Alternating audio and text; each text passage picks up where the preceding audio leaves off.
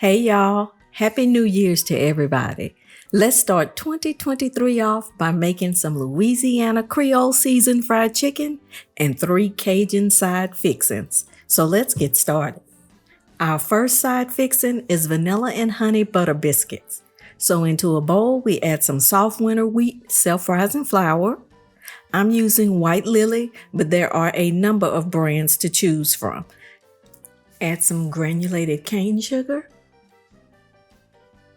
some baking powder, a bit of baking soda,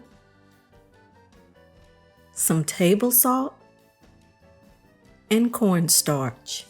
Use your hands to mix together the dry ingredients and distribute the spices and leaveners throughout.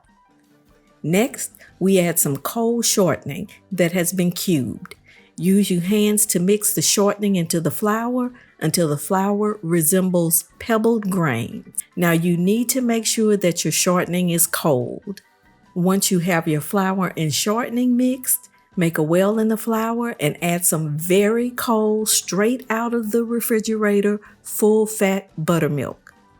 You want to mix this together until well combined. You want a batter that is thick, soft, well incorporated, but holds together in a nice mound when shaped. Use a 2-ounce scoop and transfer the batter to a buttered cast iron skillet. You can also use a cookie sheet if you don't have a cast iron skillet. Lightly dust the tops of the biscuits with any remaining buttermilk and bake in a preheated 425 Fahrenheit oven for 20 to 23 minutes until golden brown. Let's make our vanilla honey butter by combining, you guessed it, some honey, some melted butter, and a smidgen of vanilla flavoring. Stir until well combined. Brush the vanilla and honey butter sauce over the tops of the biscuits. This sauce is also extremely good for dipping. You see a nice golden glazed biscuit on the outside that is pillowy soft on the inside. Now let's make some Cajun Zesty Mac and Cheese. First, we boil some elbow macaroni in hot salted water according to package instructions for al dente. That's usually around 8 minutes.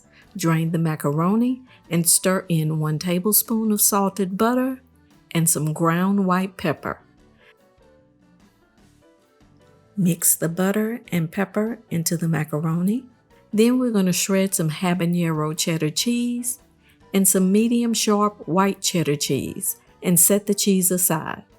In a saucepan over medium heat, melt some salted butter and add a bit of flour. This is the roux base for our mac and cheese. Cook for 3 to 4 minutes until the flour is toasted but not browned. Stir in some table cream. I'm using the Nestle table cream because it's stored at room temperature and you don't have to worry about the sauce seizing. Then stir in some whole milk. Mix constantly until the sauce begins to bubble around the edges. Add the shredded cheese and whisk constantly until the cheese sauce is smooth and well combined.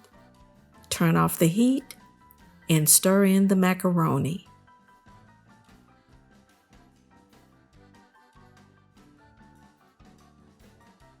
Add salt and additional Creole seasoning to taste. Finally, sprinkle with a bit of black pepper before serving. Now for our Cajun battered fries. We start with russet potatoes. Peel the potatoes and rid the potatoes of any eyes, which is a trademark of russet potatoes, and any brown or unsightly areas. We then slice the potatoes into 1/4 inch sections and then cut these sections into sticks that are around 1/4 inch thick.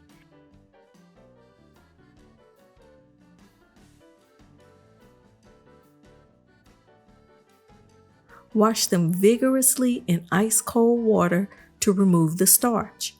Pour the cloudy, starchy water out and then recover the potato sticks in fresh ice cold water. Cover and allow to sit in the refrigerator for at least a couple of hours. The longer, the better. You can actually let these potatoes sit in the refrigerator for up to 48 hours. Now let's make our Cajun seasoning. We're going to use Mrs. Clotilde's all-purpose certified Creole seasoning as the base. To the Creole seasoning, we're going to add some black pepper, some dark chili powder, a bit of table salt, some sweet paprika, and some cayenne pepper for the Cajun spice. You want to mix well.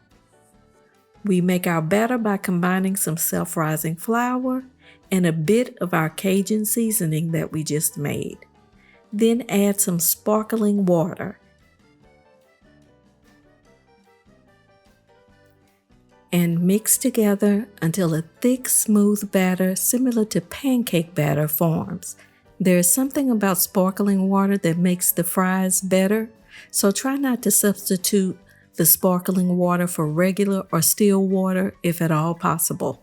Remove a batch of potato sticks from the cold water and pat dry with a tea towel or paper towels. Don't skip this step. If you don't dry the potatoes, the water is going to thin out your batter. Sprinkle the potatoes with some of our custom Cajun seasoning mix and drop the potatoes into the batter and toss to combine. Drop the battered potatoes one at a time into the vegetable oil that is preheated to 375 degrees Fahrenheit. Fry until golden brown. Remove and drain on paper towels. Sprinkle with a bit of additional Cajun seasoning and serve warm. You get a perfectly seasoned, crunchy outside and soft, pillowy inside Cajun fry. Now for our Creole seasoned fried chicken. We make the marinade by combining some buttermilk and Creole seasoning. We use a Mrs. Clotilde certified Creole seasoning, which is a very well-balanced seasoning. However, there is no cayenne in this seasoning, so we're going to add some cayenne puree and some ground cayenne pepper to this marinade. For best results, we're going to marinate the chicken at least 8 hours. The closer to 24 hours, the better. Here we have a whole chicken that's been cut into 9 pieces, rinsed and patted dry with a paper towel. Don't skip patting the chicken dry because you don't want that water from rinsing to thin out the marinade. If y'all want to see how to cut up a whole chicken, let us know in the comments and we'll do a short tutorial. Pour the marinade over the chicken pieces and make sure the pieces are well coated and submerged in the marinade. This marinade is also going to act as our wash for dredging. Cover and refrigerate until ready to use. In a 2.5 gallon Ziploc bag, we're going to add some self-rising flour, some Creole seasoning. This is Mrs. Clotilde's certified Creole seasoning, some granulated garlic, granulated onion, table salt, and some cayenne. And we're going to close the bag and shake well to combine. Now, take the chicken out of the refrigerator about an hour before using so you are not attempting to fry overly cold chicken. This chicken marinated for 20 hours, and as you can see, the spices in the marinade have settled into and over the chicken. Move the chicken from the marinade to the dry dredge in batches. Close the bag and shake to coat. Use your hands to push the coating into the nooks and crannies of the chicken. Then allow the chicken to just hang out in the flour a few minutes before frying. Lightly tap the chicken on the side of the bag to knock off any excess flour prior to dropping in the hot oil. Deep fry in a neutral oil that has been preheated to 300 degrees Fahrenheit. When done, the chicken should have an internal temperature of at least 165 degrees Fahrenheit. And there you have it, Creole seasoned fried chicken with Cajun fixins.